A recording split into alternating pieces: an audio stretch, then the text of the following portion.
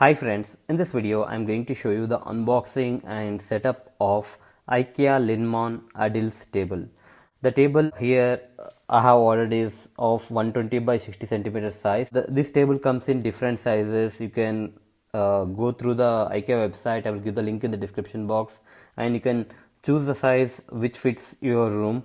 And I bought this table especially for editing my videos. And one more thing is that you can customize this table. You can choose the top base of one color and you can choose the legs of another color.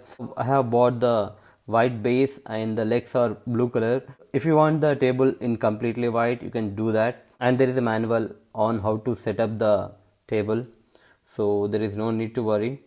So please do watch this video till the end, and if you like this video, please do subscribe to our channel. Thank you.